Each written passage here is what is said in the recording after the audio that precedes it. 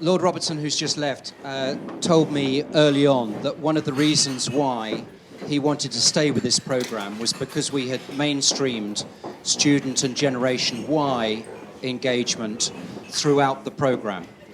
And I just would like to emphasise that that was not tokenism, that was not trying to tick a box and be politically correct in this day and age. It's because I passionately believe that this intergenerational dialogue and improved relationship is absolutely pivotal. And frankly, what I have seen, whether it's the science panels, whether it's LSE, whether it's King's College, the Next Generation Leadership Panel, has reinforced that in me. And I'm determined that as this programme moves ahead, we will further increase the dialogues that we're having. One idea that we've got, the under-35s from Chatham House, Rusey, the students from LSE, King's College, we will do joint events together. And you guys are going to come up with your own better ideas how we can do that to take it forward. So with no further ado, I'm going to hand over with great thanks to Manveen Rana, who's editor at World at One and PM Programme for moderating this panel, and to all you panellists for giving your time. And I really look forward to what you're going to say. Thank you.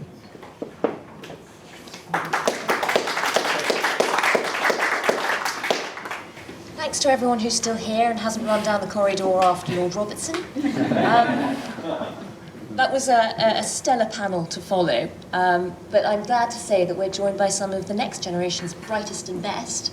The people here are the people we hope will be the next round of leaders. It's a huge panel compared to the last, so I'm just going to ask if we sort of work around for everyone to introduce themselves, but also just so that you can get an idea of the scale of this operation, just to tell you a little bit about the individual panels that they've been on and what they've learnt from them. So if we start with Matt at the end. I'm Matthew Smith. I am a joint master's candidate and Fulbright scholar at the University of Warwick in Coventry, and also Universitat Pompeu Fabra in Barcelona. And I came up here specifically for this, so thought I'd catch a flight over here to cold England. But I worked on the Democracy in the Digital Age panel, and it was a great experience. Got to work with some great scholars and great professionals, so it's been a great experience so far. Hello, my name's Lily Matthews. I had the honour of working on the Next Generation Leaders panel along with Learn to Lead. I am currently studying for a postgraduate certificate in fresh food and produce management, whilst also doing 2 years of secondments within prominent food companies. And I'm looking to potentially move into that industry afterwards. The Next Generation Leaders panel, for me, was very, very important because it combines so many different elements of leadership and actually consolidated that for me. Thank you. My name's Ben Ryan, and I am not a student anymore. I'm a researcher at Theos, which is a religion and society think tank, and I worked on the Faith and Religion panel, trying to look at the challenges that faith and religion continue to pose in the modern world, and perhaps even increasingly pose in the 21st century. Hi, I'm James Everson. I'm another one of the Churchill Next Generation Leadership Fellows. I'm also a fifth-year medical student at UCL, and in most of my spare time, I'm part of something called the University of London Officer Training Corps, which is a student organisation, but it's part of the Army Reserve, and I have aspirations to go into the Army Reserve in the future. I think what's unique about the Churchill Leadership Programme for me is the fact that it's very easy for sort of programs like this and lectures on leadership become very academic, and it becomes reading off PowerPoint slides and that sort of thing. Whereas what's unique about this program is that actually you're surrounded by people who are genuinely inspiring leaders. And so for us as potential next generation leaders, it's not about learning the theory and understanding leadership. It's actually just about seeing good leaders and seeing how they work and learning from that experience and being able to bounce off that, which actually I think is the most valuable. And that's the sort of thing that can so easily be integrated throughout the whole education system and so on, because actually, you know, there are an abundance of inspiring leaders out there, and they do come in all shapes and sizes, whether that's sort of prime ministers, military generals, that sort of thing, right down to your local community people, your teachers in schools, that sort of thing. And I just think that's really easy to be overlooked, but actually is a really good way of integrating leadership. Good morning, I'm Georgia Snyder. I am one of the Churchill Next Generation Leadership Fellows as well. I'm currently in my second year of studying theology at Durham University, and the majority of my time is currently spent doing interfaith work. I've set up recently a scriptural reasoning group at Durham, which tries to teach people how to engage with others who have very different opinions to themselves. So part of being part of the Learn to Lead programme has enabled us to have an opportunity to contribute to the education report. And for me, that's been huge, to be able to be surrounded by people who have such a genuine desire to raise the next generation. And especially with faith interests, I think it's a challenge to get into the education curriculum this idea of very authentic relationships from a young age, and learning to deal not just with how can we accommodate X and Y within a community, but actually how can we accommodate X and then not X, which presents a much stronger challenge for them building authentic relationships. Hi, I'm Emmeline Carr. I'm one of the students on the panel from King's College London. The King's panel was a little bit different. We focused on conflict and instability in the 21st century, but we were lucky enough to have 10 students and then 5 mentors who guided us through the process, were there for us to bounce ideas off, looked over our reports and other things like that. And that, for me, has been the best part of this project. We were just discussing with our mentor how wonderful it's been to have, to really bridge the divide between the current leaders and hopefully the next generation of leaders. Actually being able to be in the same room and have these conversations has been such a wonderful experience for us, and we hope that we are throwing some new ideas out there as well and contributing too. So that's been the best part of the project for me. Hello, I'm Shreya Das, soon-to-be graduate seeking gainful employment. And pending exam results, I've just finished an MSc in the History of International Relations at LSE. And we undertook a panel where we tackled the rather interesting question of power and the changing nature of power in the 21st century and what that means for statesmen. Hello, my name is Aurélie Beutart. Also at King's, I was in the same panel as Emmeline, and if I had to talk about the experience, I would probably repeat the same as she did. I'm studying international relations and specializing in the European Union and the international system, and I worked on the propaganda environment of the 21st century and how leaders can face it. Hi, I'm Ollie, and I feel like I've overstayed my welcome. I work at a company called Decoded.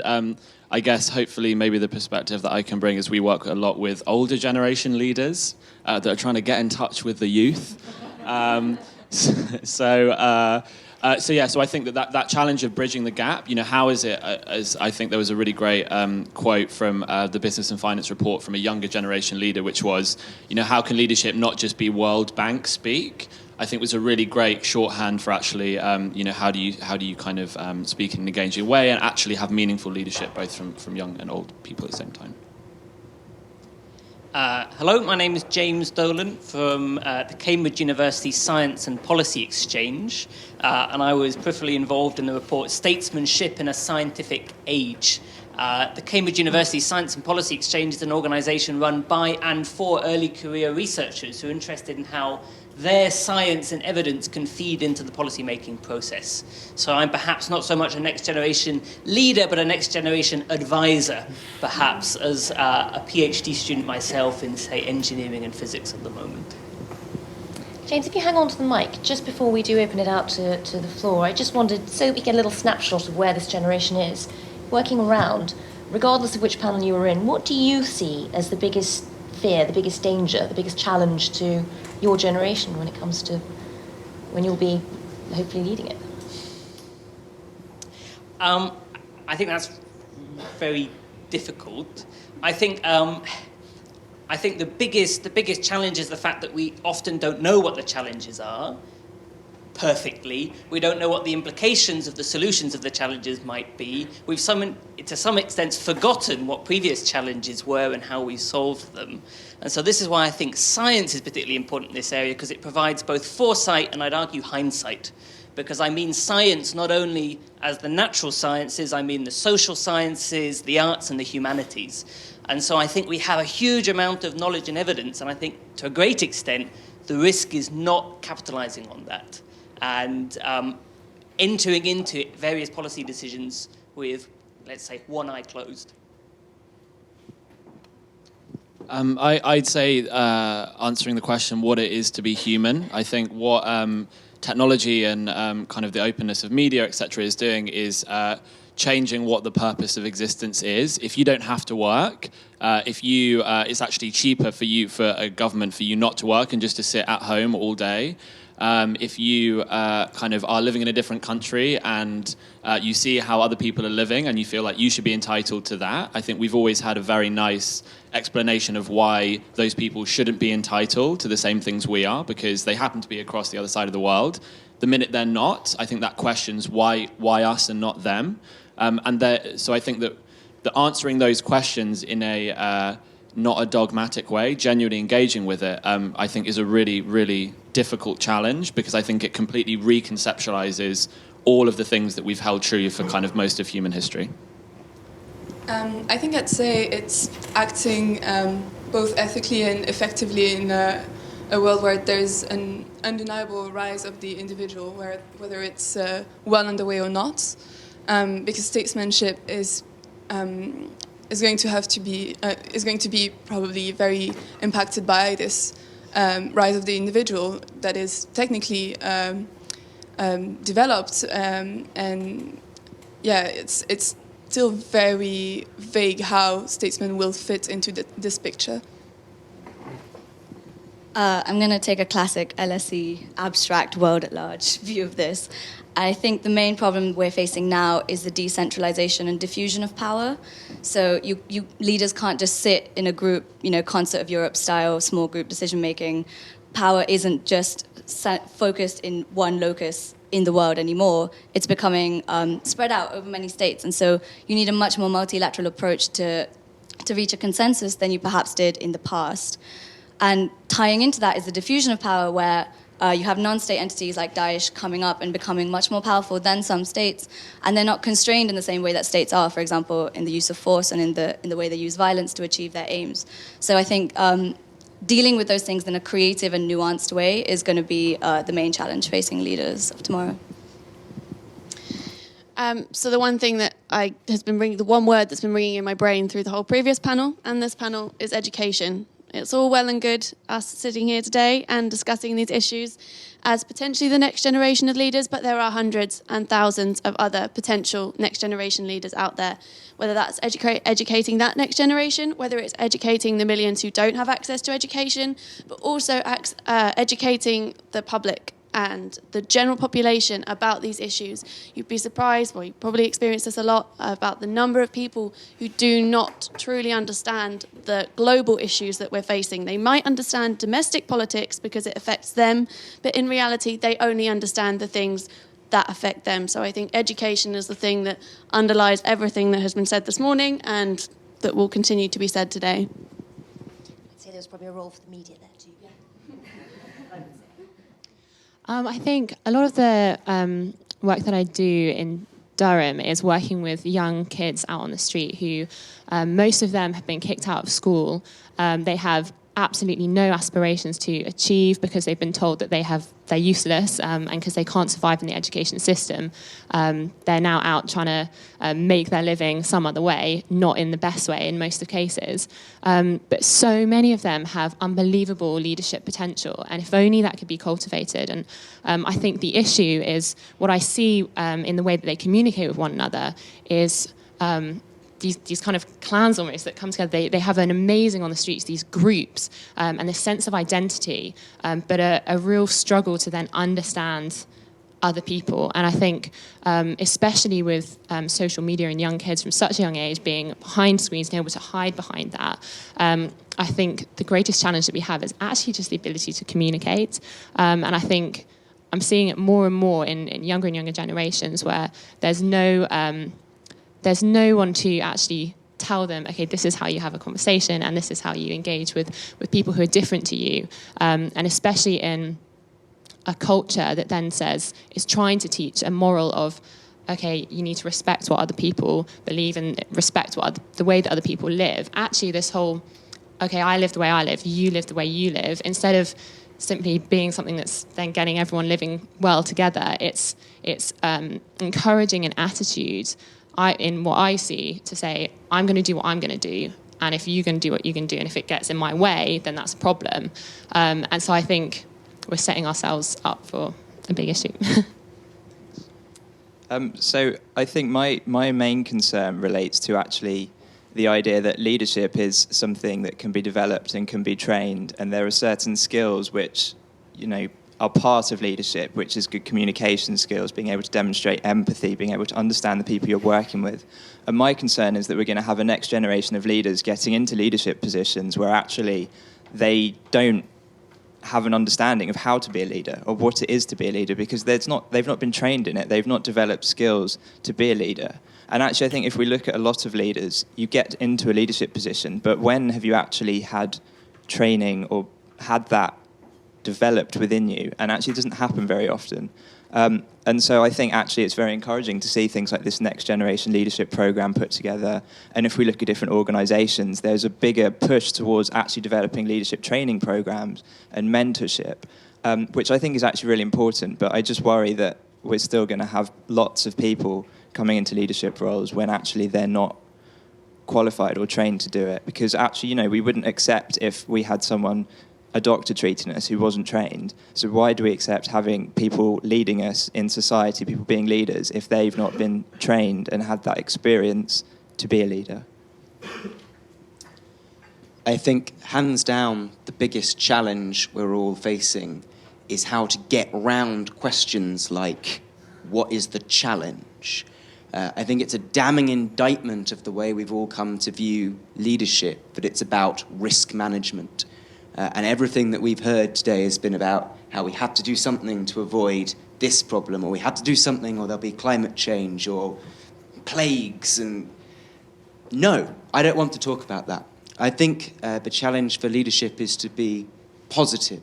It is to actually provide hope and a way forwards, so that on an issue like religion, I don't want to talk to you about ISIS and Islamic radicalization and how we stop kids from Bradford ending up going to Syria. I want to talk to you about how we use religion as a constituent part of people's identities so that they can flourish and so we can create the best society that we actually can. And the challenge for leadership is to do that and to stop thinking about, oh my goodness, what's going to happen next? How do we stop it?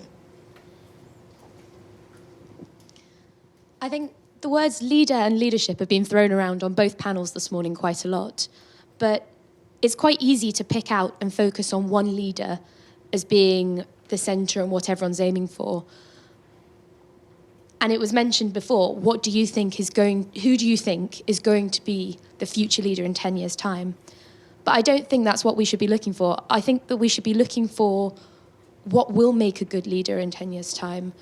What will be the values that leader will have? What will be the standards that leader will strive for within their life? And I think that is something that we should be looking at in the future in order to generate leadership rather than generating leaders in a position without the ability to hold leadership.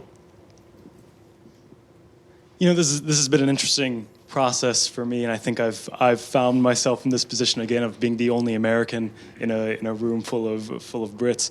But being kind of the anti-elitist, iconoclastic, tea-throwing American that I am, it was a little bit difficult for me to pair the ideas of statesmanship and democracy, and participatory democracy in particular, which is what my field is. And I did sort of a mini literature review of going back to the 1800s, talking about statesmanship. And the first thing that I found, it was lives of the most eminent foreign statesmen. And it was names like Lorenzo de' Medici and Cardinal Richelieu, not people that we necessarily associate with democracy. And you have people like Leonard D. White, who is familiar with sort of Churchill and Roosevelt's brand of statesmanship. He worked in the Roosevelt administration in the U.S., and he talked about the decay of statesmanship and connected it with the decay of administration by gentlemen and the decline of kind of the English gentry in the early United States. And you have several of these authors that have kind of this very I don't know, elitist kind of almost paternal view of statesmanship. But then there was one that stuck out to me, which was J. Rufus Fears. And he defined statesmanship as having bedrock principles, a moral compass, a vision, and an ability to build consensus. And that's the definition that I think is most compatible with kind of the democratic process from my perspective. And as far as the challenge, when you're talking about a vision, I think the challenge for a democratic statesman or stateswoman in the 21st century is empowering the rest of society to lead and to take it upon themselves to solve a lot of these problems that we're talking about. And we've heard from the last panel talk of local leaders and empowering students, and I think that's one of the things that we have to really focus on is how can we diffuse this leadership down to the local level and down to a more participatory form of leadership and statesmanship. It's not often you get to hear an American aligning the death of statesmanship with the death of the English gentry. Are there any questions from the floor at this stage?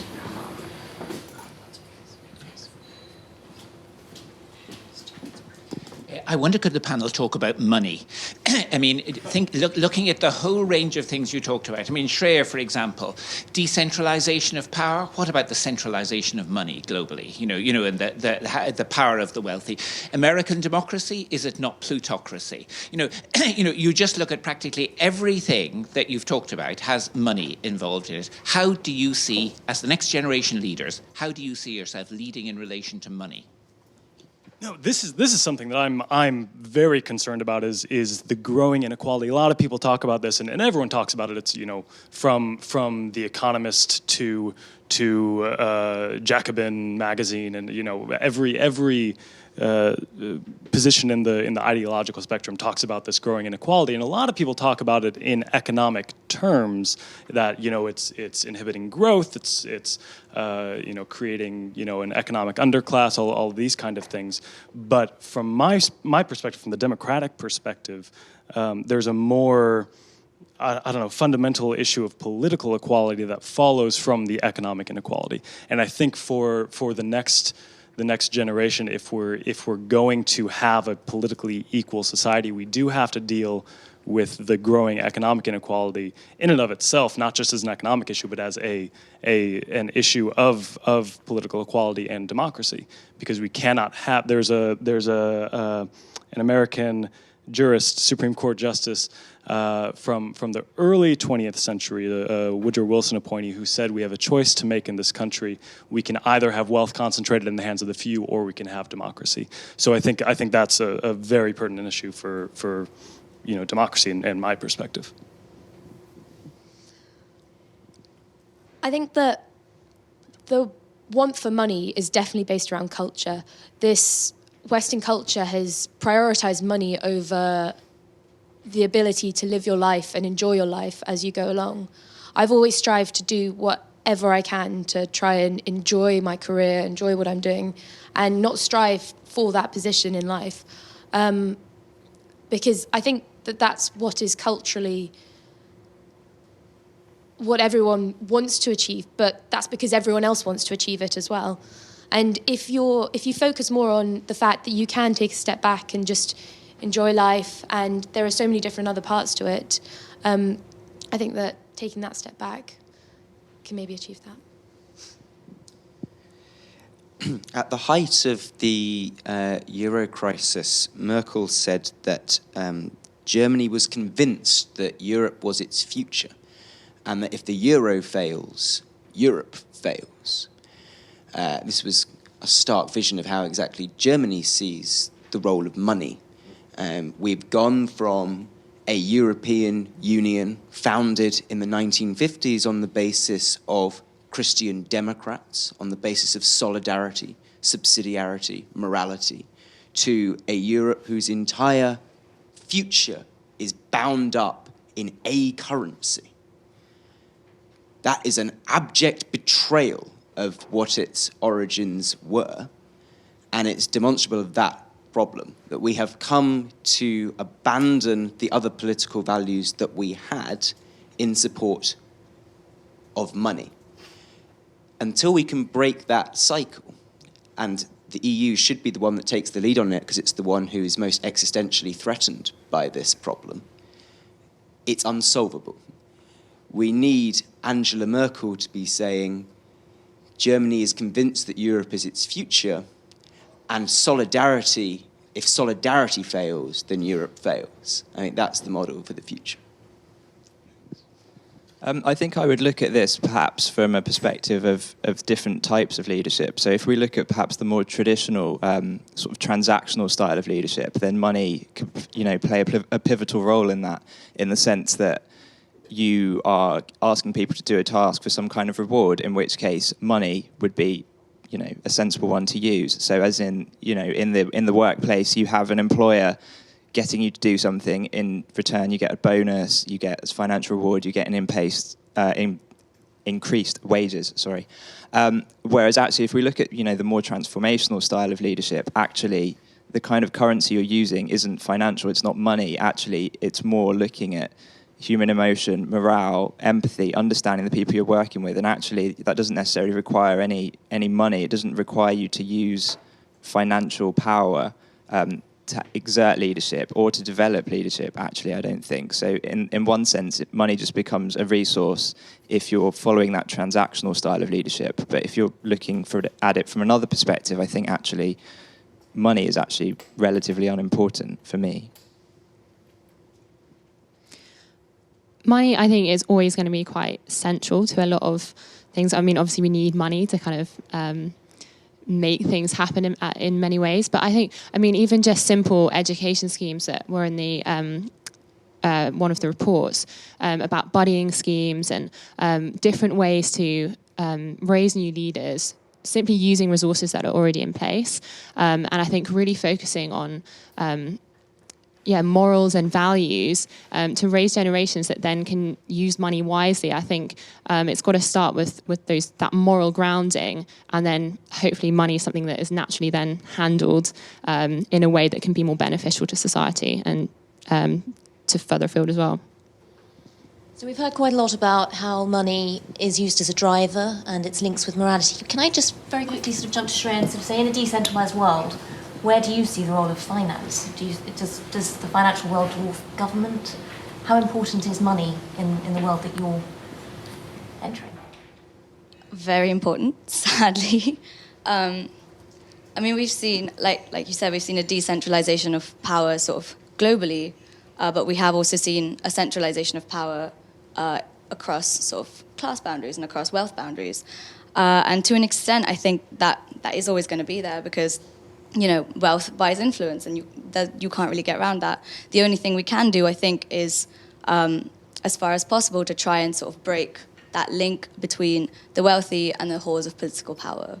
And so, in a concrete sense, all we can do is ensure that we have stringent regulations in terms of awarding government contracts, lobbying, campaign funding, that kind of thing, and ensure that all this is actually transparent, and so that it's not covered under layers and layers of red tape, and so that it's couched in a way that the average voter can understand. Can I jump to Ollie, actually? Just listening, you talked about Elon Musk. How important is money in the world view? I was going to say that for him, very important. I think what's great about money is it can make the qualitative quantitative, and I think what's great for particularly technology companies is that money is a marker of how successful they are.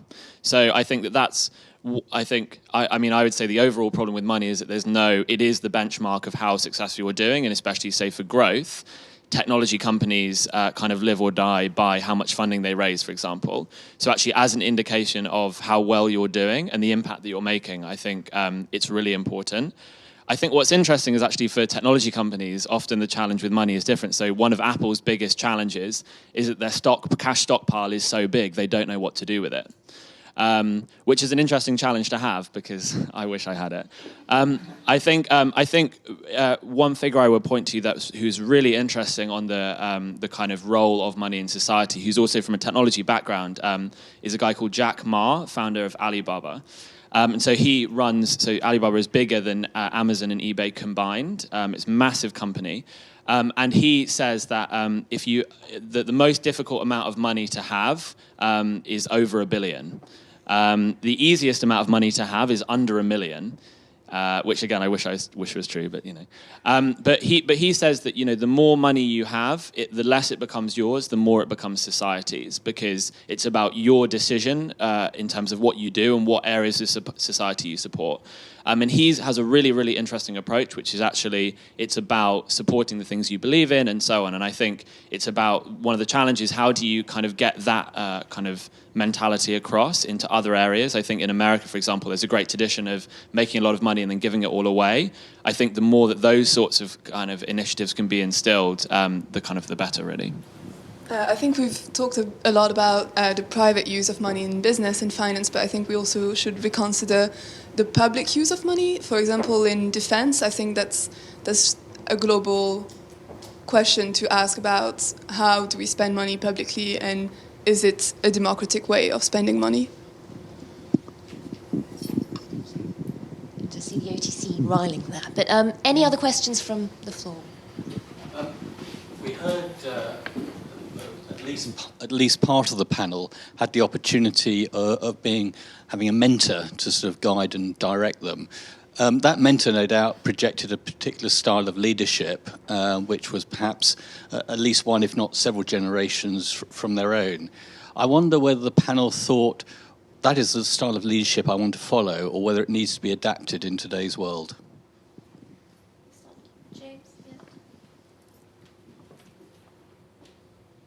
I was not one of those fortunate to have a mentor in this respect, so I'm not sure if I'm the best person to answer this.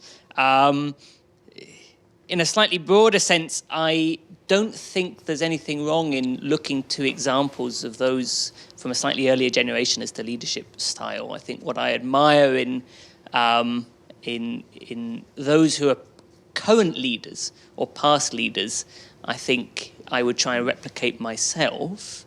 And where I would do things differently, I don't think I'd be at all concerned by this. I don't think being shown a model means that you necessarily adopt that model. I think it means that you try and take the very best of it and then adapt it to the world you inhabit at the time. Ollie, what are the things you would adapt? I think what's incredible is I've been really lucky to have a number of kind of not official mentors, but people I've really looked up to and respected in where I've worked. And I think what I found really interesting was how transferable those things are. And so I used to work in advertising. There was this guy who was like loved brands. So he was like incredible brand, like designer, kind of planner. And I was like, the way that he does it is very backwards, because he's talking about TV ads and he never mentions Twitter. But I thought what was amazing about him was that he had a real belief in what he did. He had a sense of value. He had a sense of instilling that value and vision within other people. These aren't kind of principles that change, I don't think, with the times. These are really fundamental things. And I think, leadership style and his quirks and, whatever I would maybe not kind of follow. But his fundamental guiding principles, I think that's something great that a mentor can really instill in you, why you're doing it, purpose, and all of those sorts of things.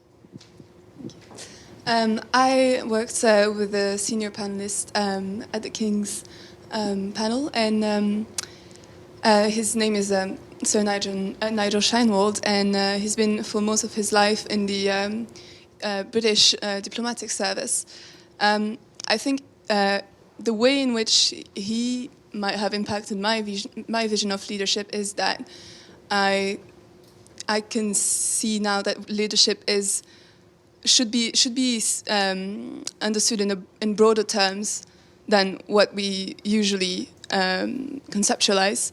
I think you can be a leader by negotiation and by cooperation, and not just a leader by imposing or enforcing a way. So for our panel, we worked with Nick Kitchen at LSE Ideas, and we thought of him less as a mentor and more as a sort of spirit guide. He was very, very hands-off, but I think that was actually... I think that was actually pretty great because he sort of gave us some very, very loose parameters and then allowed us to run with it and to basically grow the project as we saw fit, which I think was great because it wasn't patronizing in the way that sometimes people can unintentionally be. He sort of gave us respect and allowed us to basically find ourselves and have faith in ourselves to produce the project. So I would say that aspect of leadership is really key in allowing people to find their own skills and find their own feet without sort of holding their hand too much. Okay, so I think everybody on this panel is about the early 20s sort of age. That's roughly where everybody is, roughly. And I think we are all very caught in a very competitive environment right now. We are all mostly coming out of university, beginning to look for jobs and going through that process, which is incredibly competitive, sometimes quite challenging and, for obvious reasons, very selective. So being able to have a mentor throughout this process and then in other walks of life as well has been such a fantastic experience in terms of just having somebody there, even to just tell you that you're doing the right thing, just to give you a thumbs up and give you that idea that you're on the right path, even if they're not telling you what to do and they're not directly... we're lucky enough to have Edwina Morton, who was our mentor here today. She met with us and discussed our ideas and then backed off, let us write a report, and then came back and looked at what we'd written. She didn't tell us what to write, but she helped us just make sure that we were along the right path. And that's something I value so much throughout this project and continue to value and hope to, in the years to come, go back and do the same thing for people who are in my position right now. And I would imagine that everybody here would do the same thing too. What are the things that you would want to adapt from older models of leadership? From what you've seen, what are the things that you hope to take on, but what are the things that you sort of think wouldn't apply to your generation or need to be changed? I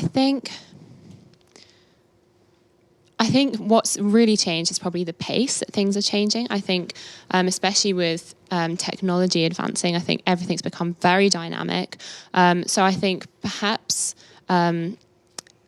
I think instead of having kind of a model of leadership that is kind of quite strategic in terms of these are the different steps of which you go, it's much more now got to be centred on core kind of morals and beliefs that actually you can take with you along that kind of journey of everything moving very fast and being quite unpredictable as well. I think actually there is nothing in leadership that has become irrelevant or that no longer applies. I think, if anything, sometimes looking back, like we have done particularly through this programme, at the sort of leadership styles and behaviours that Churchill, for example, would display, are still relevant in today's world and can still be applied quite easily.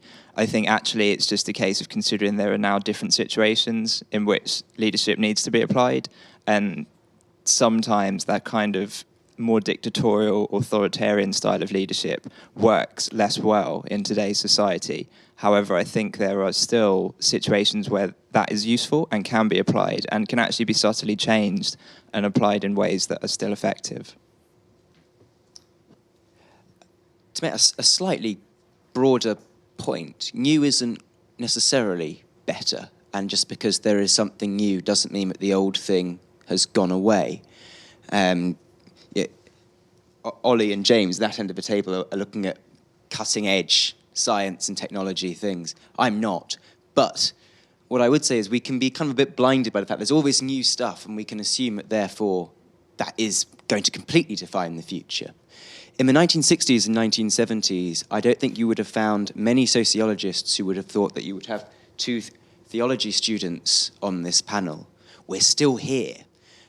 Religion is still here. History is still relevant and matters. Things take a very, very long time to actually change.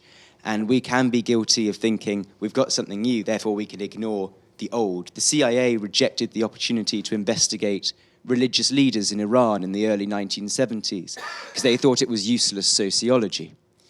They were wrong. There was a revolution. We need to be careful about thinking just because we've seen a new thing, that means the old thing doesn't count anymore. I think hindsight is a brilliant thing when it comes to leadership, because you can look over history and you can see so many different leaders, examples of leadership throughout history. Quite a few have been mentioned already. But we have the advantage of being able to pick and choose what is most appropriate to us right now. And I think that's a very important consideration. I think we have to be careful. Here, we talk about this deficit of leadership, right? This deficit of statesmanship, or whatever you want to call it. But for me, what's equally important isn't so much the kind of leaders that are out there right now or in the past, because we've talked about Elon Musk or even people like Malala Yousaf or Nelson Mandela, going back a little bit further. There's great leaders that are out there. For me, one of the fundamental problems is the type of institutions that we have and what kind of incentives they have for producing leaders, right? So a lot of people, talk like kind of decry like the echo chambers and the populism of Jeremy Corbyn or Bernie Sanders or Alexis Tsipras down in Greece, Pablo Iglesias in Spain, and a lot of that criticism is fair, I think, but I think there's an equal argument to be made for the echo chambers that exist in more traditional establishment politicians like the Hillary Clinton camp or Jeb Bush or David Cameron. There's something about our institutions that produces these kinds of leaders that have the incentives to create echo chambers around them. And I think more than anything, what we have to do is create an environment in our political institutions that incentivizes and allows for deliberation and conversation across these varying ideologies, rather than kind of this aggregative voting system that we have right now that encourages this partisan divide and these echo chambers that we're talking about in the last panel and in the technology panel. And I think that's where our focus has to be. Just hang on to the mic for a second. I thought what Georgia said was very interesting, that because of technology and the pace it's going at now, it's very hard for leaders to be strategic in the way that Winston Churchill would have been. It's very hard to sort of apply a big strategy, constantly reacting instead. From your experience of sort of democracy in the digital world, is that something you would agree with? Yeah, absolutely. I mean, technology, it's disrupting the traditional ways of doing politics. You see that with the ability of people to organize in things. Some of the new movements that a lot of young people have been involved with. Occupy Wall Street, Indignados in Spain. A lot of these movements have a sort of core technological element to them that is disrupting the way that leadership is forming, and you look at a lot of the media, I think, has trouble with some of these movements, and they are with Black Lives Matter in the United States right now, because a lot of these movements don't have centralized leaders that they can point to and say, this is the person that is leading the charge of Black Lives Matter, because that it just doesn't exist. It's a more decentralized movement, and I think part of that is because of technology and the ability of everyone to participate in these sorts of movements from their own spheres. So yeah, I absolutely think it's pivotal in kind of understanding the new generation. Gather around ideas rather than people. Yeah. Ollie, you're bound to have something to say about strategy. Is it impossible to be strategic in I kind of feel like people are using strategy and reaction interchangeably. Like I think it's very easy to be strategic these days, even with the pace of kind of communication and social media. The reason is because I think just because you can't broadcast, it doesn't mean that you can have a very strong message that is then replicated across lots of different platforms. And I think, so actually a lot of the work we do is around like storytelling and technology, because this whole idea, like the medium is the message. So actually does your message get completely changed depending on the channel that you use? And I think that actually it does, but if you consider that before you launch the campaign, then it's fine. And I think you can look at some really, really good examples. So Nike Women Twitter, check that out. An incredible example of, again, not political strategy, but actually a brand telling a story in a very strategic, incredible way. And it's very reactive. So if you tweet at Nike Women Twitter and you go, I didn't go to the gym today, I'm exhausted, they'll respond to you in a very kind of Nike, kind of empowering, just do it way, despite the fact that it's incredibly reactive. So I think that actually in many of these cases, and particularly with political campaigns, to have a very strong sense of purpose and belief, and everyone understands that, but then is empowered in a kind of grassroots way that we've been talking about to adapt that message to different channels. That's a new way, I think, of thinking about a collaborative strategy that ensures that your message, the key message you want to get across, stays the same, but that the way that people are talking about it and the way that it's adapted is allowed some flex and ability to change. So do you think it's just something we haven't learned to harness yet? Yeah, I think that everyone thinks strategy is slow. It's because it's in the same way that everyone, like in advertising, thought that it was all about broadcast, and then when it comes in kind of terms of co-creation, that's seen as, well, how can we be strategic with co-creation? I think it's just realigning what you believe strategy to be, and including kind of co-creation and actually a two-way relationship between yourselves and the people that you're communicating with. Like with any sort of leadership, I think it's about empowering other people and having a relationship rather than just standing at a podium broadcasting the message that's going to be replicated in exactly the same way wherever it is. Any other questions from the floor?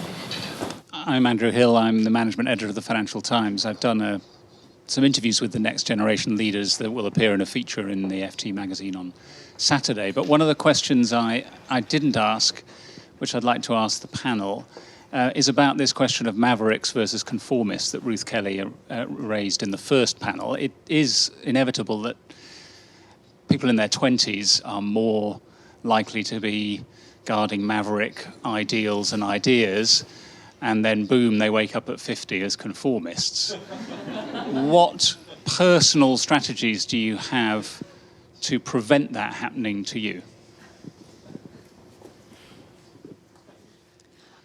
I know that my dad is always saying to me whenever I come home from uni and have all these amazing ideas and huge dreams of what I'm trying to achieve, and he just says, further down the line you'll just realise that you've done one little tiny baby step of that, and actually you'll be pretty chilled and happy that you've managed to achieve that.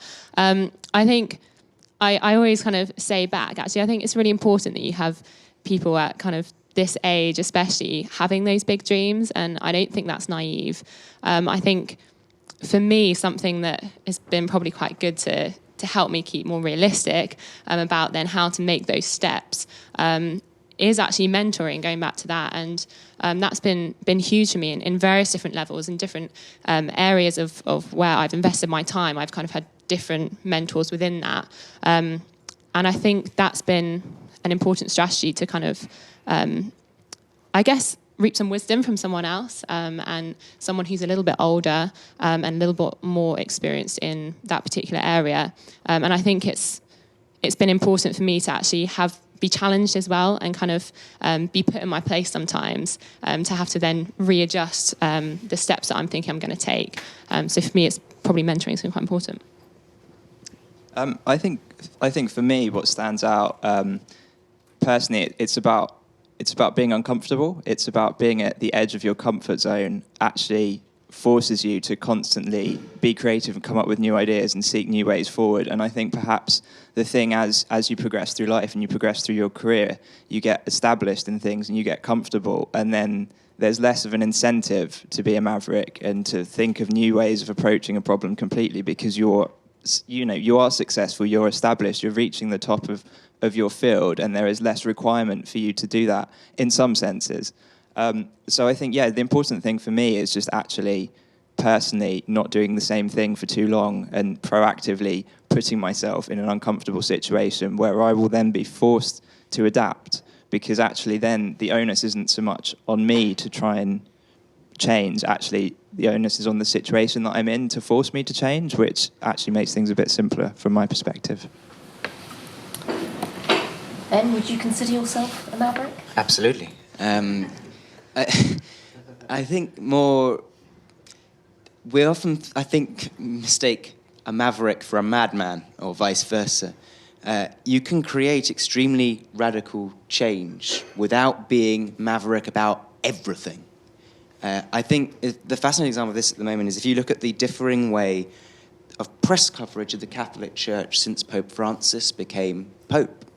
Well, theologically, there's not a lot of difference between Benedict XVI and Francis. And yet the press coverage difference, and you can map it, is absolutely extraordinary. From overwhelmingly negative coverage of everything talked about with Catholicism to really quite the opposite. It seems like every week the Daily Mail has a picture of the Pope kissing a baby. And all the problems are still there. There's still the sex abuse scandal. There's still the Vatican Bank. And yet somehow, without being a madman, without being obsessed with being different on everything, you can create quite radical changes in perception in the way organisations are perceived as running. And the other thing I'd say very quickly is that also media is going to change this, and social media is going to change this. The era of being able to assume authority and to assume that once you reached a position of leadership that was fine is over in an era when anyone is on the internet and everyone is on the internet. And you can see that in religious groups as well. There are whole new religions starting on Second Life. Do they count as real religions if no one's seen each other face to face? Are you able to maintain canons if it's just kind of semi-fictional? I've really got no idea, but it's demonstrable of the way in which authority is basically just going out of the window with these new structures. I suppose every person in this room has their own opinion on where they would define themselves as a maverick. It's a very personal thing because if you wanted to change the world and to really, really go for it in completely the other way from conformism, you may want to just do one tiny little step, or you might want to completely go for it. Success towards that comes one step at a time, no matter what route you take towards it. And I think in order to avoid conformism, you'd have to just continue doing what you believe in and what you love in order to reach that. I want to reiterate something that, remind me, that Ben said. I think the focus on being a maverick, I don't think it's quite the right focus. I mean, I'm against the prohibition of murder. I think that's a pretty mainstream conformist position to have, and I'm okay with that. I don't need to be a maverick on that issue. I think the focus should be on creative and good policy ideas in the realm of politics, at least, for these problems that we have. And I think where that needs to come from is, again, I'm kind of reiterating a point that I made earlier, is deliberation, right? And for me, kind of maintaining that creativity, maintaining whatever you want to call it, those maverick ideas or those good ideas on those issues, it comes down to not closing yourself off to opposing ideas, as I think someone else said, and maintaining lines of communication with people that disagree with you, with people who have different values than you, because that is how we're going to move forward as a society, I think, is through understanding. And we've seen with political experiments that have gone on in kind of deliberative politics and getting citizens together who have diverging viewpoints. We've seen it in British Columbia with the Citizens' Assembly that went on there. We've seen it in Northern Ireland in some experiments. We've seen it all over the world, that when you get people together and they have genuine conversations with each other, we can solve a lot of these issues in creative and collective ways. So on this side, so would you consider yourself a maverick, and how do you prevent yourself from... Difficult question. I would say it's not just about us. It's about the organisations and your generation as well as our generation. If we are a maverick in our personal life, I run a non-profit. That's my maverick element, my fixing the world element.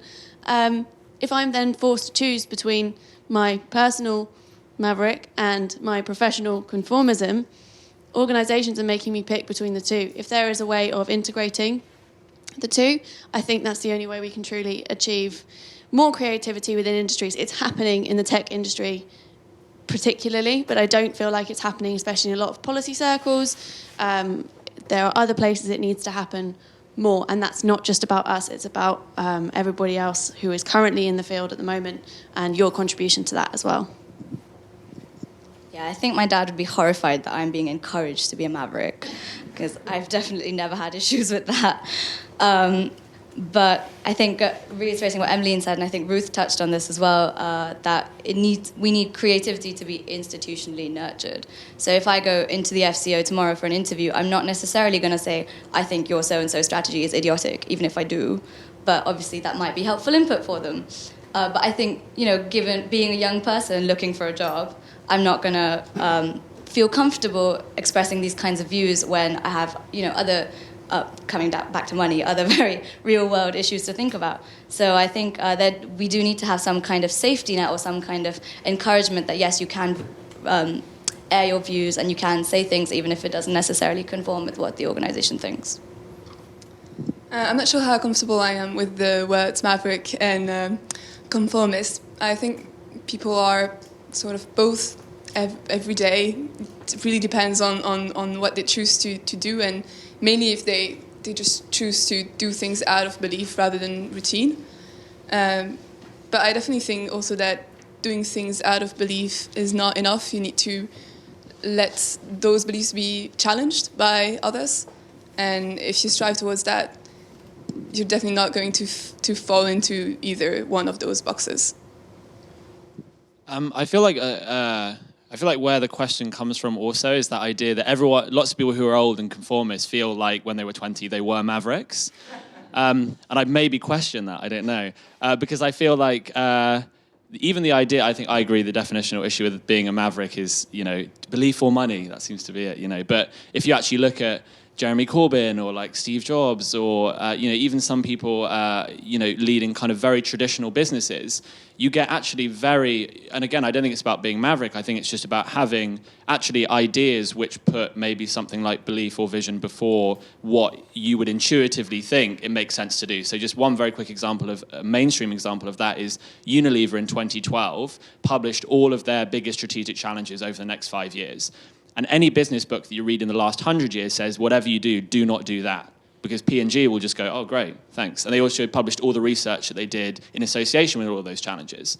That is a very maverick move. It doesn't make any sense. But actually their strategic argument was that all of the most innovative people in the world don't work for Unilever. So either they're going to compete with us or we can collaborate with them.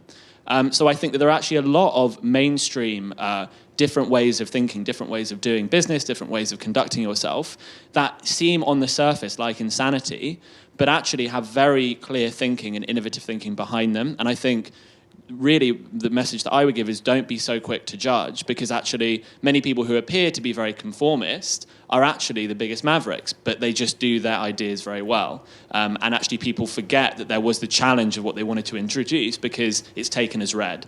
For example, when the iPad was first introduced, people were like, this is crazy. No, who would want it? And actually how quickly we are to forget those kind of original maverick thoughts.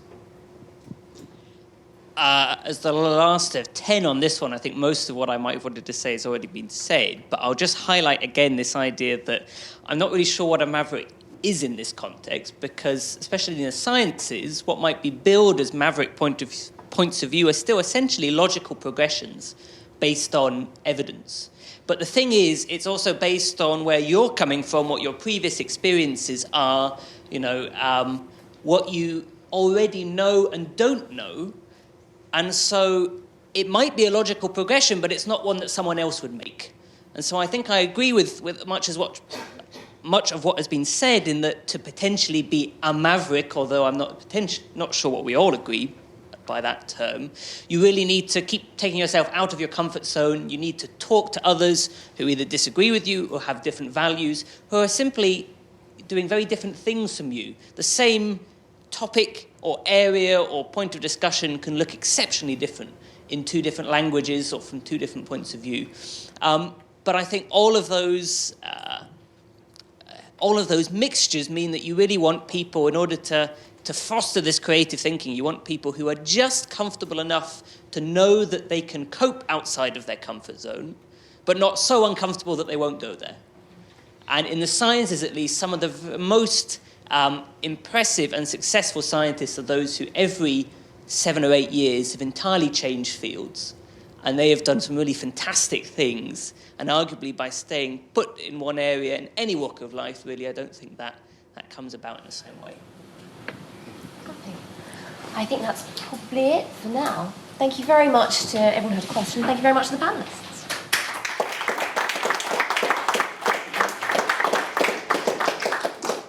Manveen, guys, thank you very much. I promise you one thing, we are going to push the comfort zone. That's what we're about. If I look at any 21st century organization now, I'm asking myself, what's the two-way mentoring? You have just given us an expert view and encouragement on the whole of that process. And I really look forward to brainstorming with you guys on how we can take forward the next stage. Thank you very much.